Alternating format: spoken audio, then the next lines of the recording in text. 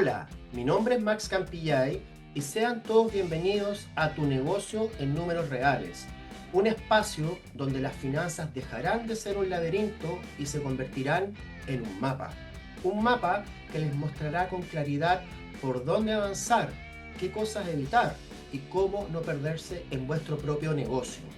Este no es un podcast más sobre números, es un lugar donde desnudaremos los negocios y los volveremos a vestir con propósito. Si estás aquí, probablemente ya sabrás lo que es tener ideas a medianoche, sentir, por ejemplo, miedo de subir los precios o pensar en tus hijos mientras miras el saldo de tu cuenta corriente. O peor aún, cuando te llega el formulario de impuestos y te preguntas si tendrás recursos para poder pagarlo y si tras hacer ese esfuerzo, ojalá que no haya sido una decisión que ponga en riesgo llegar bien parado a fin de mes.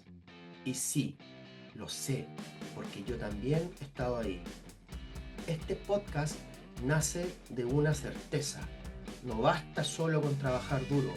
Hay que entender cómo fluye el dinero, cómo se multiplica el esfuerzo y cómo se protege lo que se construye con tanto cariño. Las finanzas no son solo números, son decisiones, coraje y visión. Aquí vas a encontrar historias reales de emprendedores que enfrentaron el caos financiero y salieron tremendamente fortalecidos.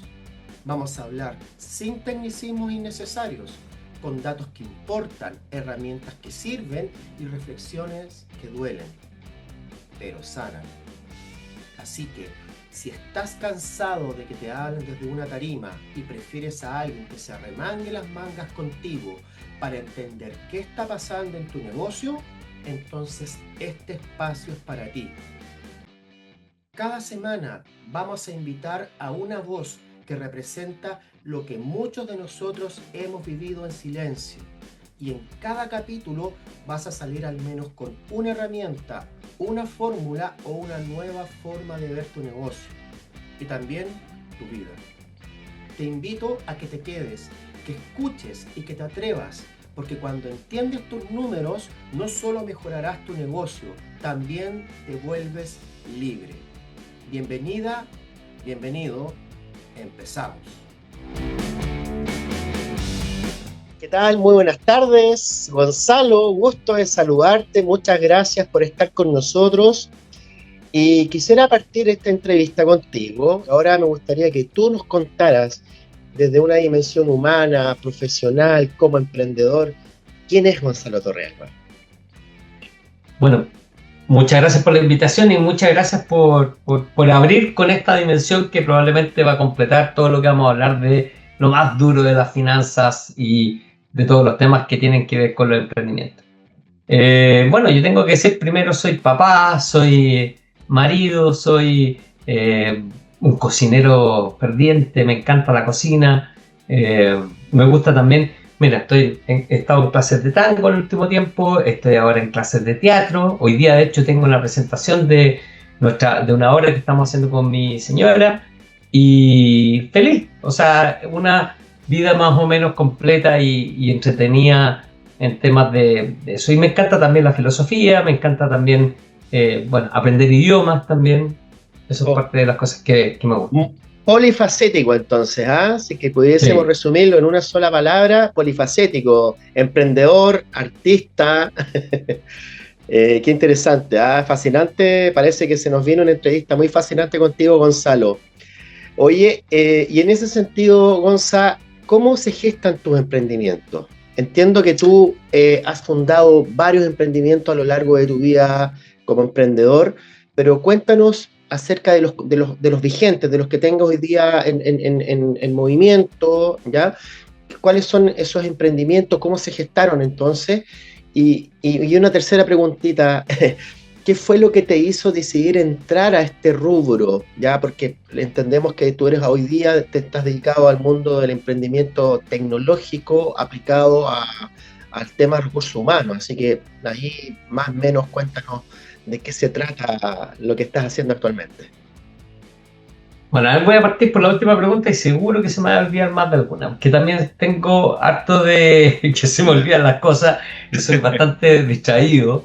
Ya. Eso yo creo que también Somos dos, somos explicar todo. dos. Sí, no, sí, eso es difícil. Bueno, dicho esto, a ver, eh, entré en el emprendimiento porque una de las cosas que caracteriza el emprendimiento es que tú quieres resolver problemas no resueltos.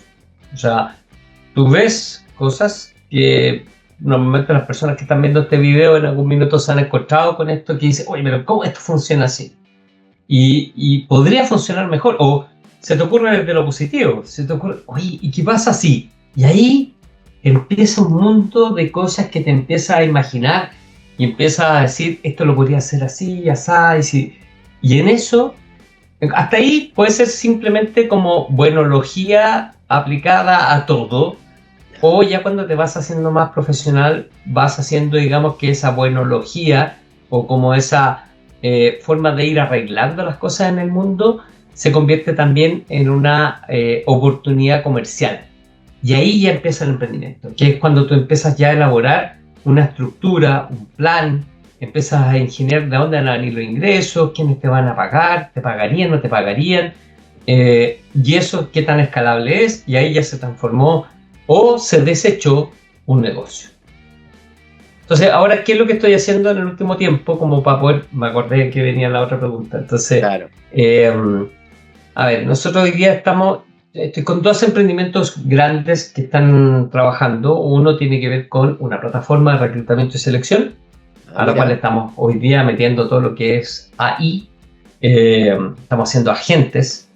Y por el otro lado está todo lo que es la gestión documental, y esa de gestión documental también le estamos metiendo agentes de AI para poder hacer que hagan trabajos que son más o menos rutinarios, son burocráticos, que requieren un nivel de procesamiento que para una máquina es sencillo hacer. Oye, mira, fascinante, interesante, y creo que estás en el momento, en el timing perfecto, donde muchas empresas, o sea, por lo que uno lee en diversos artículos, las grandes compañías, a diferencia de las más medianas, pequeñas, ¿cierto? Son las que están intensas en inteligencia artificial, pero cuando tú quieres profundizar y haces un doble clic, la gran mayoría de ellos solamente se están limitando a ocupar en sus procesos operativos un poquito de ChatGPT, un poquito de Gemini, pero no están necesariamente aplicando inteligencia artificial. Lo que entiendo es que ustedes están desarrollando agentes desde cero que de alguna forma van a transformar ese trabajo rutinario con estos emprendimientos que tú tienes en una labor que va a generar valor, ¿cierto? Y que hará que tu equipo y tu modelo de negocio se dedique a lo estratégico, seguramente, ¿cierto? Por ahí va la cosa. Claro, efectivamente. O sea, a ver, nosotros también estamos tomando LLM, que son los sistemas donde hoy día, digamos, se basa la inteligencia artificial para construir estos agentes. Y nosotros, claro, la visión es que todo lo que es hoy día vistas, o sea, cuando uno se mete al banco y tiene que hacer clic en un menú y después en otro, y al final sacar una cosa que al final podría haberle dicho a un agente, dame los últimos movimientos y destácame todo ese tipo de acciones parecen hoy día más futuristas, pero se están construyendo hoy. 2025 es el año de los agentes. Todos los que tienen algún tipo de tecnología deberían o están construyendo algún tipo de agente, porque todo lo que conocemos hoy día de navegación en sistemas web va a desaparecer y van a construirse solamente robots de interacción entre... déjame hacer ahí una explicación. La inteligencia artificial, hoy día uno si se mete, digamos, con un GPT o con Gemini o lo que sea, tú le haces alguna pregunta, te responde. Vas a hacer una sustitución más o menos parecida a lo que hacía Google, pero más, digamos, como más precisa.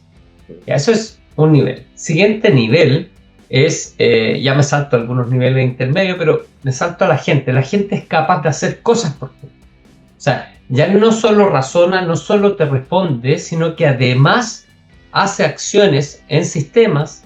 Entonces tú le puedes decir, oye, mándale una transferencia a Max, tanto de tanta plata, y eso el banco en algún minuto lo va a hacer.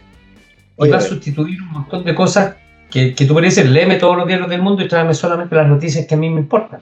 Oye, fantástico, o sea, y ojalá que las transferencias sean en dólares. Bueno, te lo vamos a mandar en dólares. Sí, parece que el dólar va a subir, ahí está ahí posteando algunas cosas. Sí.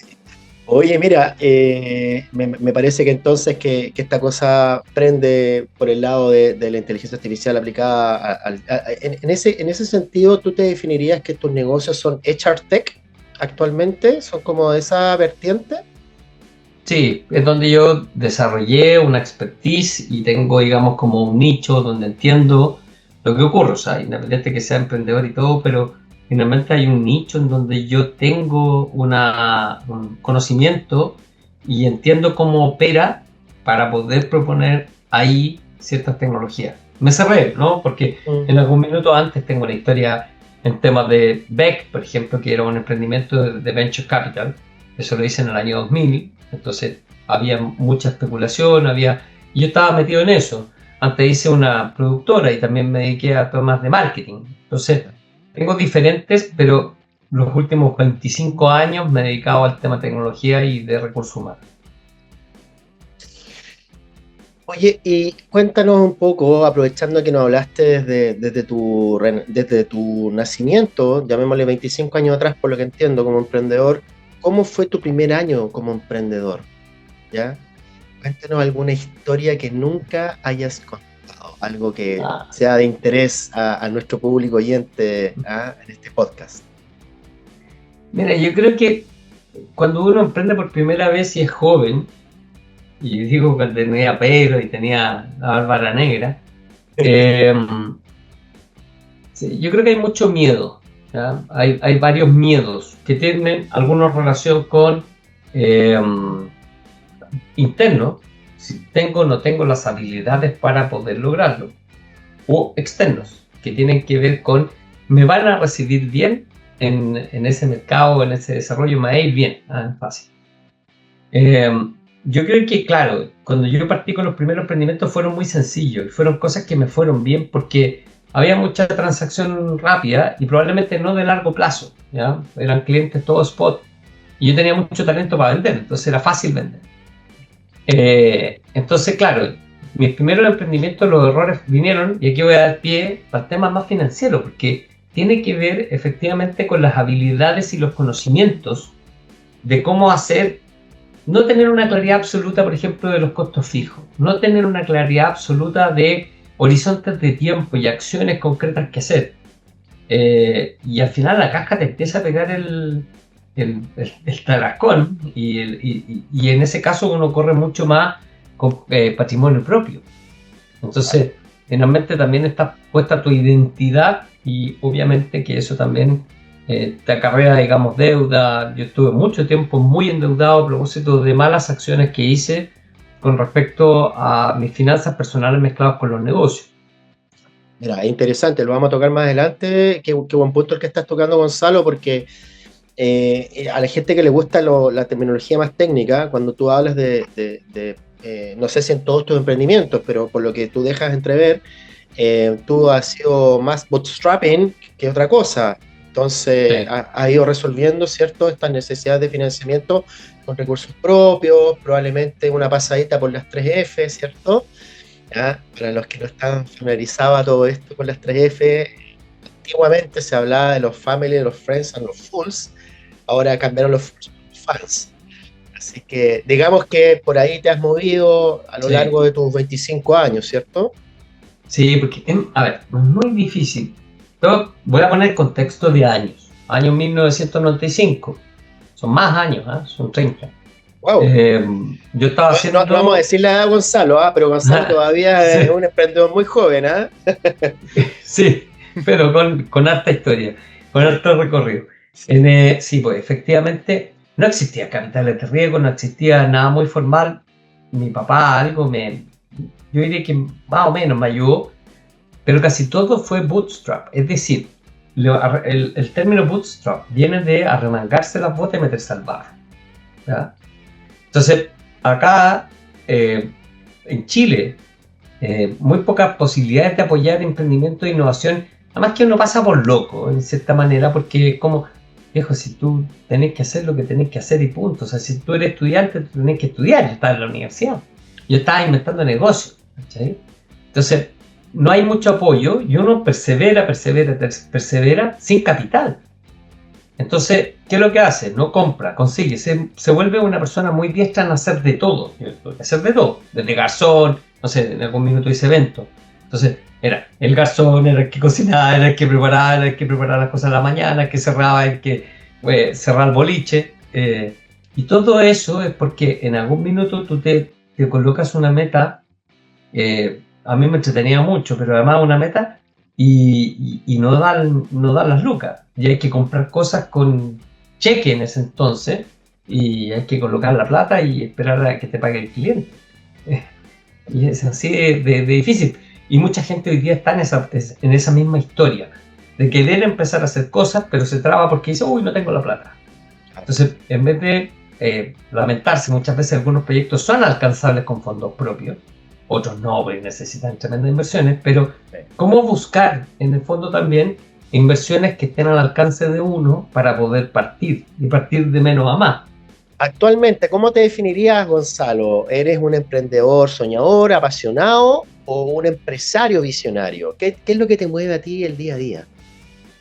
Bueno, qué difícil la pregunta que me hiciste, pero yo creo que estoy mucho más en el emprendimiento visionario porque me estoy tratando, y esto es si bien es natural, pero también me estoy forzando a mirar qué es lo que viene, ya no se puede decir en 5, en 2 años, porque es muy impredecible. Es muy impredecible, o sea, si bien es predecible que la tecnología va a entrar y la tecnología va a ser protagónica, así lo que está ocurriendo en biotecnología, así lo que está ocurriendo, digamos, con otro tipo de tecnología, nanotecnología y otras cosas más, todo esto en algún minuto desencadena revoluciones nuevas que van a cambiar la forma en que cómo operamos. Entonces, visionario me cae muy bien en cómo yo me quiero ver, porque quiero estarme adelantando a lo que viene. Exacto. Bien. Buena respuesta. Me gusta. Oye, pasemos entonces ahora a lo financiero, Gonzalo, porque, bueno, este es un programa que se trata acerca de finanzas y sobre todo porque las finanzas son el resultado de una gestión previa, ¿ya? Y es interesante porque ya hemos conocido tu dimensión como emprendedor, ahora con un apellido visionario, llena de pasión, de perseverancia, pero también es importante dar paso a esos números porque nos van a permitir objetivar cómo ha sido tu historia, tu desempeño. Oye, y en ese sentido, cuéntanos, dado de que tú te has caracterizado por ser un emprendedor que ha utilizado sus recursos propios en el desarrollo de sus negocios, ¿tuviste algún momento cuando hiciste tus emprendimientos ya, por ejemplo, Fortalent, ControlDoc, ¿tuviste algún control de las inversiones que tú hiciste o normalmente aquí tú le das nomás y le metís plata lo que te va dictando tu intuición y vas creyendo que ese negocio va a crecer y va a entregar rentabilidad en algún momento? ¿Cómo es ese mecanismo, Gonzalo? Cuéntanos un poquito. Bueno, en algún minuto nos pusimos súper mateos en la lectura, en entender ciertos modelos de negocio y ahí aplicamos, yo creo que nos volvimos fans de Saltando al Abismo, ¿ya? De Moore, de Jeffrey Moore. Y donde entendimos que todo intento de querer hacer un emprendimiento más allá del corazón que uno le pueda poner, tiene que ver con hacer riesgos moderados y que sean cuantificables y sobre todo que sean que no poner todos los huevos solo en la canasta ni tampoco poner en riesgo, digamos, como el todo. Entonces yo ya estoy más avanzado, por lo tanto entré también a arriesgar otras cosas. Si estuviera partiendo desde cero, probablemente mi único riesgo es todo y qué voy a comer, que no es menor.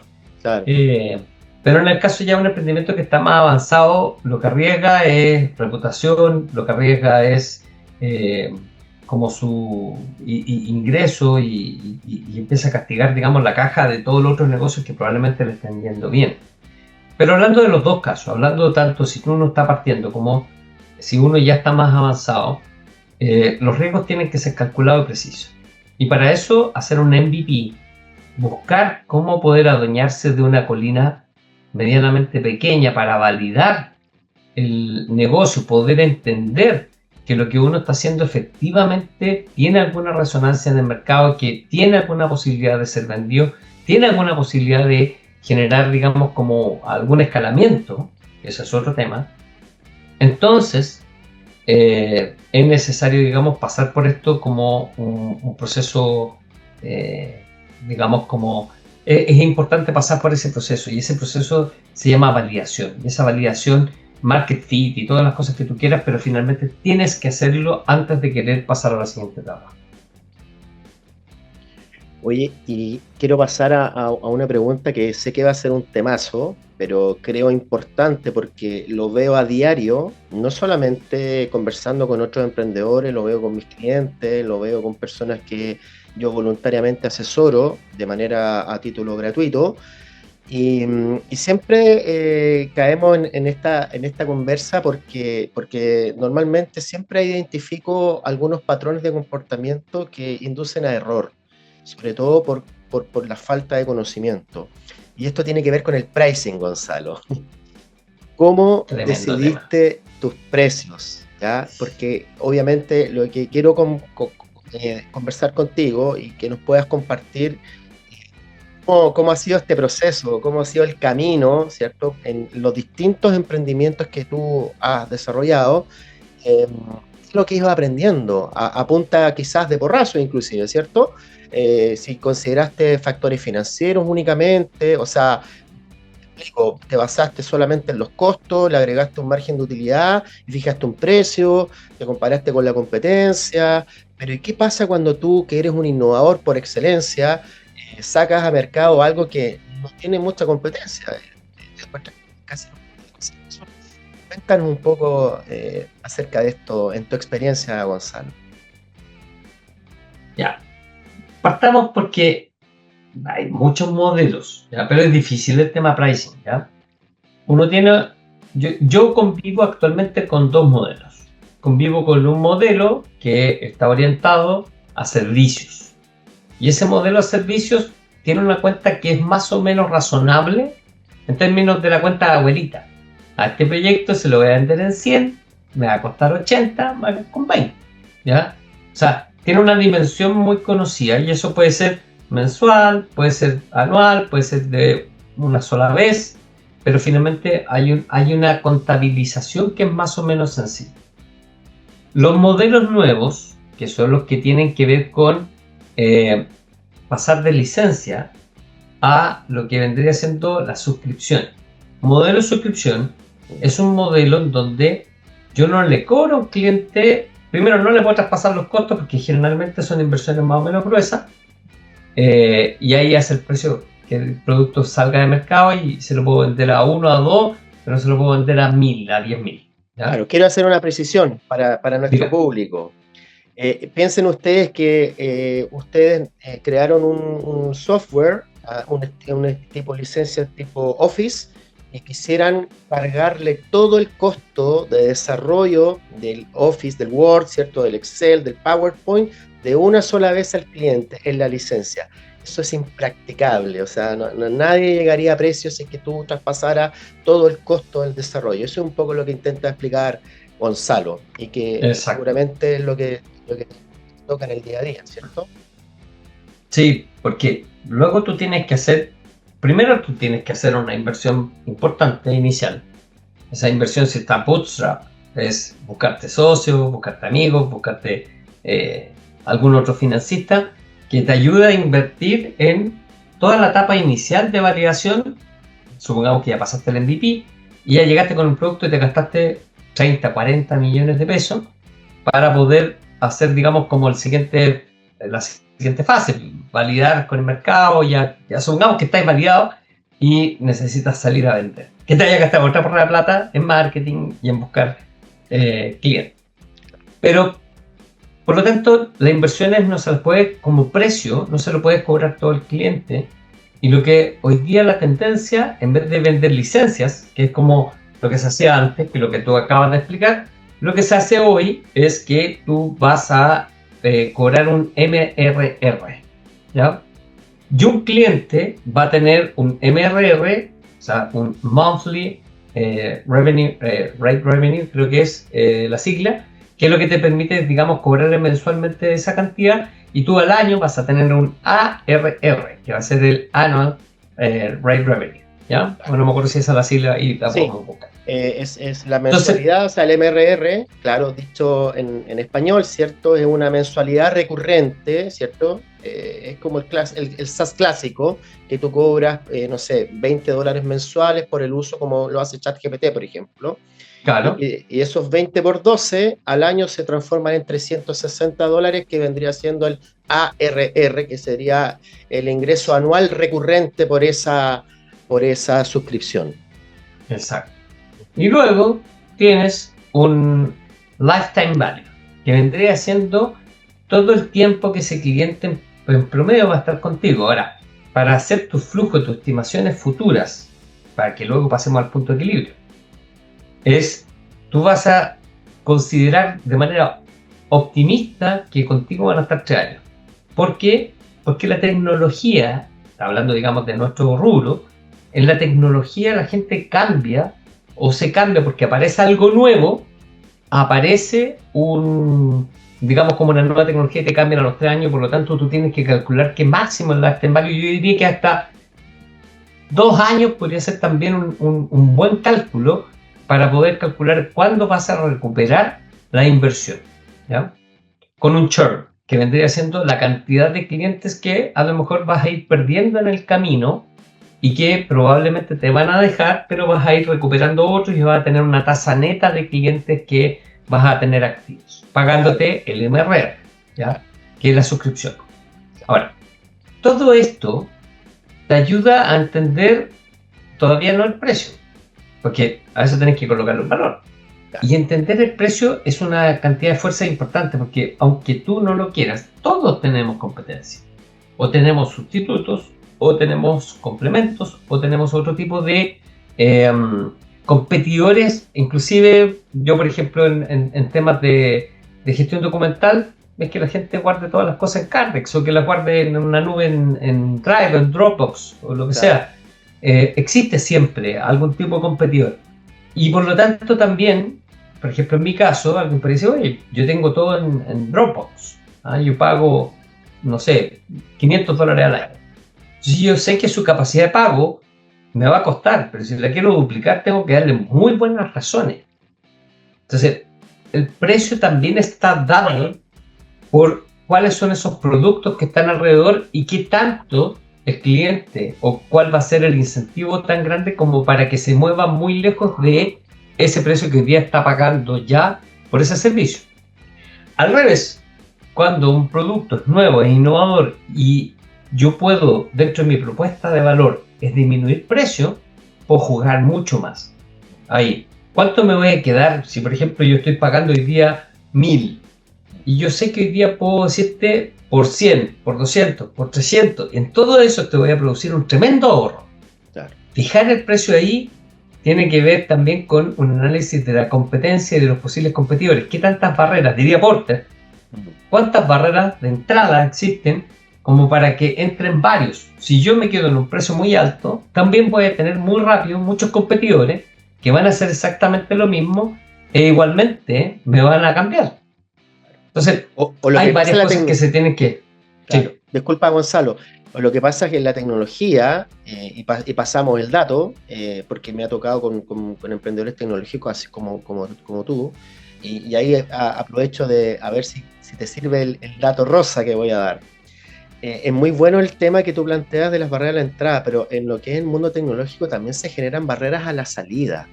En la medida de que tu negocio tecnológico para tu cliente genere las suficientes barreras a la salida, o sea, el temor de cambiarte porque me da lata, es estupendo para ti. O sea, por ejemplo, te doy un ejemplo. El lock-in se llama también.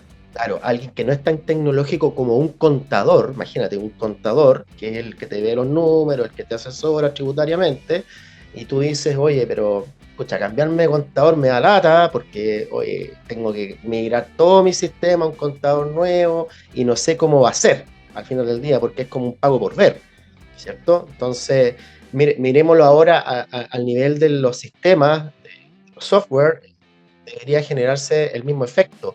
Y también, pues, me pasó, yo también soy un emprendedor tecnológico. ¿Cuándo te das cuenta que finalmente te está yendo bien? Cuando tu cliente te llama para putearte, porque tu sistema no funciona o se cayó. No sé si te ha Sí, pasado claro, eso. por supuesto, claro, uno está expuesto ahí. Y cuando el cliente, dentro del precio, una de las cosas que me ha pasado también, cuando tú le propones un precio a un cliente, estás probando, estás conociendo tu precio y automáticamente te dicen, ya, ok, estamos listos. Y uno dice, te le habría cobrado más. Claro, claro, También esa alternativa que te puede pasar. claro, dejaste plata arriba de la mesa, pero es parte del aprendizaje. Exacto. Pero ya aprendiste seguramente para poder colocarlo en la siguiente versión diferente Sí. o para poder... Pero no existe una fórmula. Los costos son...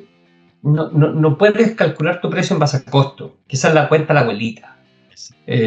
Acá, cuando tú tienes algo que no puedes cobrar todo, transferir todo el costo, puedes tener algunas dimensiones. Por ejemplo, costo de venta, uno podría estimar el costo que vendría siendo el CAC, costo de adquisición de cliente, debería estar no más allá entre el 20 y 25%. ¿Ya? Esto es pensando, podría ser hasta un 30%. ¿Ya? ¿Por qué? Porque de repente hay comisiones en ciertas industrias que son altas. Entonces, va a depender mucho, por ejemplo, si ocupas una cadena de intermediarios, tipo asociados que te van a vender en países, te puede salir el 30% por lo bajo y ahí tienes otros costos adicionales. O sea, podría llegar también al 30, al 35. ¿Ya? Entonces, el CAC es el costo de adquisición de clientes. ¿Cuánto te cuesta adquirir un cliente? Luego, otra cosa que es importante una vez que tú ya tienes este CAC es en una máxima proporción del 30 a 35%. Y tú deberías pensar de que depende de qué tan el nicho, qué tan grande es. Entonces tú podrías decir, hay dos metodologías para determinar cuánto es lo que tú vas a captar de mercado.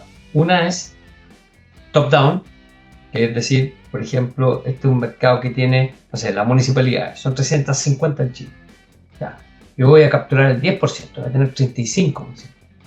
Claro, pero eso nunca es tan real. Bottom-up, que es cuando tú, en el fondo, dices una estrategia de venta para poder diseñar y buscar cuánto es el número mensual para una meta, esto considerando sí tus costos, cuándo tú vas a llegar a tu break-even. Tú tienes que considerar bottom-up. ¿Cuánto? Si yo digo, por ejemplo, un número razonable es que yo voy a lograr 2 clientes mensuales, 3, 10, lo que sea, pero es un número con lo cual yo puedo construir qué acciones, me voy hacia atrás, qué acciones tengo que hacer para poder lograr 10 clientes. Claro. Si yo tengo claro para esos 10 clientes qué es lo que tengo que hacer, también tengo claro cuánto tengo que gastar. Entonces tú inviertes tu lógica y tú vas bottom-up, desde abajo, desde el fondo hacia arriba, tú vas diciendo cuáles son mis acciones y eso también te permite tener los costos más controlados y no ocupar una escopeta para ver si te caen pájaros. Mira, es súper potente lo que dijiste, Gonzalo, porque en la práctica es conectar el modelo de negocio con la finanza. Esto último, el análisis bottom-up. Porque también no es menos cierto que cuando estás recién empezando, sobre todo cuando ya lanzaste tu MVP o ya lanzaste tu producto que ya va el producto, digámosle, la versión 1.0, necesariamente tienes que tener financiamiento y tener determinada tu quema de caja. Porque evidentemente vaya a quemar caja. Y ahí donde tú dices qué acciones comerciales de marketing, de operacionales tengo que desarrollar para llegar a break-even. Y eso es clave. Entonces, me gusta tu enfoque y creo que es algo súper potente para nuestra audiencia. Gonza, pasando ya a las últimas preguntas, se nos ha pasado, pero volando el tiempo, pero no me quiero ir despidiendo de un elemento que es vital en las finanzas, que tiene que ver con el flujo de caja. Particularmente en tu experiencia, Gonzalo, tuviste, me imagino, momentos donde ese flujo de caja fue crítico. ¿Cómo lo resolviste? Ya, buena pregunta. Bueno, el flujo de caja manda para mí, ¿no? Como si uno tiene dudas tributarias, Los contadores te van a dar respuestas tributarias, y te van a dar un balance de 8 columnas y te van a dar una solución que probablemente te da luces, pero es como, no sé, ocupar una linterna chiquitita en una oscuridad distinta, ¿no? Cuando tienes problemas necesitas un foco potente dirigido. Y en este caso, el flujo caja es eso, ¿ya? ¿Qué es lo que pasa con el flujo caja? Que debería ir anticipando lo que va a ocurrir. Y cuando uno no está atento al flujo de caja, te puede pasar que te quedaste sin gasolina y el avión se te viene a pico para abajo. O sea, necesitáis tenerlo. A nosotros nos pasó en pandemia. Quiero ahí hacer otro enganche que tiene que ver con... Hay dos sombreros. ¿Cómo resuelvo un déficit de caja? Yo soy del déficit de caja salir a vender, a guerrearme, ponerme pintura y salir a vender, lo que sea. ¿Ya? Resuelvo el problema desde la venta.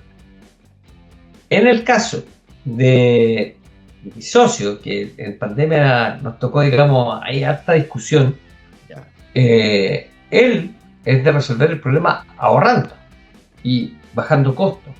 Entonces, cuando eso es difícil, hay que buscar formas de mediar. Sobre todo porque no siempre vas a poder resolver el problema. Primero, los problemas todos se resuelven distintos, pero son esas dos soluciones. O baja los costos, o en otros casos tienes la oportunidad de empezar a vender y de picanear para poder empezar a que te entre plata. Claro. Y mientras tanto conseguirte para tapar el hoyo, pero finalmente si no tienes ninguna de las dos, ese es un problema. No estar en ninguno de los dos bandos. Yo me siento más identificado, si a mí me preguntaran, me siento mucho más identificado, a pesar que es más difícil salir a vender, ¿cierto?, que bajar costos, ¿ya? Únicamente, en teoría, para la gente que nos está mirando, claro, resulta fácil cortar proveedores, pero, por ejemplo, si yo tengo un emprendimiento en nube, ¿ya?, y estoy alojado en Amazon, o sea, no hay tantos proveedores de nube, o sea, tienes Google, tienes Azure de Microsoft y para de contar. O sea, no tienes... Linux, Akamai, claro, no tenéis para... Claro, puede ser, pero quizás la disminución de los costos no es tan radical. Ya, vámonos al mundo de recursos humanos, que tú dices, ya, la tentación es disminuir personal, ¿cierto? Pero no es tan fácil ajustar personal, tienes que indemnizar. Sí, claro. Y puede terminar siendo peor el remedio que la enfermedad, porque finalmente hay talento ahí que te está deshaciendo. Entonces, no es fácil. Que después te cuesta crecer mucho, claro. Efectivamente. Entonces, por el lado comercial, si bien es más difícil, pero te conectas con tu modelo de negocio, es como darte cuenta que tú crees en lo que estás haciendo y hay que salirlo a vender. Y hay que redoblar los esfuerzos para ir a comerse el mercado. Así que en ese sentido, bueno, me imagino, Gonzalo, que finalmente se impuso salir a vender y no bajar costos. Mezcla, porque en el fondo, claro, fueron tiempos muy difíciles para todos. A nosotros teníamos en ese minuto solo la plataforma de reclutamiento y selección. Entiéndeme que nadie contrataba a nadie en ese minuto. Entonces, no, a todas las empresas que estábamos dedicados al rubro de reclutamiento y selección nos golpeó. Entonces, Gonzalo, y ya pasando entonces a las últimas preguntas y haciendo como una recapitulación de todo lo que hemos conversado, ¿cuál ha sido el mayor aprendizaje financiero que te ha dado el ser emprendedor? Y eso conectándolo con una frase de Warren Buffett, a quien yo admiro mucho, que él decía que el mayor riesgo proviene de no saber lo que estás haciendo. No sé si estás de acuerdo con esta última frase y que eso conectarlo con tu mayor aprendizaje financiero. Sí, o sea, primero visibilizar, entender. O sea, hay gente que viene de otras profesiones y que se meten en el emprendimiento y son muy buenos en lo que hacen, pero entienden poco de finanzas. Uy, es difícil porque necesitas necesariamente trabajar en el mundo de las finanzas porque te hablan los números de cómo va. Es vital. Yo creo que el aprendizaje mío, si bien yo tuve formación financiera, soy ingeniero comercial, claro, tiene que ver con darle más profundidad a los números. Yo creo que tengo que aprender cosas, algo de contabilidad, empezar a tener visibilidad de los números y entender cómo los ratios también te pueden ayudar a entender más en tu negocio. Todos estos cálculos sirven. O sea, por ejemplo, el CAC máximo, una definición, 25%. No me puedo pasar del 25%. Eso es como no consumir más de 2.000 calorías al día. Claro. Tú sabes si tú vas a consumir más de 2.000 calorías vas a engordar. Entonces tiene que ver con cuidarte y cuidar a tu negocio. O sea, entender esto es tan vital como entender qué es lo que te metes en la boca. Estupendo, Gonzalo. Oye, ¿y qué le dirías tú a un emprendedor que hoy está pensando en emprender en negocios de cualquier índole, no necesariamente tecnológico, porque a lo mejor está escuchando esta entrevista y le va a sonar un poco chino mandarín, pero yo los insto a que investiguen, a que averigüen, a que le pregunten ChatGPT qué es lo que es un CAC, qué es lo que es un ARR, un MRR, ya, que se vayan familiarizando, porque son terminología técnica que en algún momento vas a tener que manejar. ¿Ya? Entonces, bueno, volviendo a la pregunta, ¿qué le dirías entonces tú a un emprendedor que está pensando en emprender y que está buscando comerse al mundo? De acuerdo a tu... Sí, no, por parte eso sí, porque efectivamente no todo, la ansiedad mata, pero efectivamente que le dé. O sea, a ver, si alguien tiene las ganas de emprender, encuentra que el mundo sin esto o con esto sería mejor, dele. Porque en el fondo es una inspiración permanente. Si tu motivación es la plata, está difícil porque lo vaya a pasar mal un buen rato. Si la motivación está conectada con lo que tú quieres ser y lo que tú quieres lograr y lo que tú quieres, todo eso es mucho más entretenido porque de verdad que el emprendimiento tiene como luces y sombras. Y dentro de la sombra también tiene perder plata y también tiene que las cosas no resulten y que tienes que reinventarte. Entonces, si no estás conectado con el fin que quieres lograr, entonces claramente, digamos, te va a desmotivar muy rápido. Si al contrario, quieres producir un cambio y quieres unirte, digamos, o quieres ser, digamos, más que tu propio jefe, quieres en realidad innovar y crear cosas, por favor, juega. Última pregunta, mi querido Gonzalo. Si tuvieras la suerte de volver a empezar, claramente como emprendedor, yo creo que elegirías volver a ser emprendedor, me imagino, ¿cierto? Sí. Ya, pero ¿en qué serías más riguroso? Orden. Disciplina. Es mucho mejor. Todo eso te da la base. El resto se aprende. Uno te haces acompañar, no sé, ¿cierto? Te haces acompañar de personas, de buenos mentores, ¿cierto? De repente armar un directorio, aunque sea ad honorem, pero hacerte acompañar creo que también te ayuda mucho a llegar más lejos. Si bien tienes que lograrlo. Claro. Sí. O sea, hay un dicho africano que dice, si quieres andar rápido, anda solo, pero si quieres llegar lejos, anda acompañado. Sí. El león te puede salir en cualquier lado, entonces entre 2 o 3 por lo menos podéis zafar. Claro, te hacen ahí, por último, te tiran para arriba un árbol. Claro, exacto. Oye, excelente, Gonzalo. Oye, agradecerte por tu tiempo, por la buena onda, por la simpatía, por compartir conocimientos, experiencia. Y bueno, cordialmente invitado a una próxima edición de nuestro podcast. Y bueno, si te dejo las últimas palabras del cierre, por si quieres, no sé, pasar un datito, contarnos más acerca de tu emprendimiento o algún mensaje que tengas ahí quizás en el fondo de tu corazón que quieras compartir. Oye, muchas gracias, Max. Gracias por la invitación. Gracias por ayudar y por contribuir dentro de este ecosistema de emprendimiento.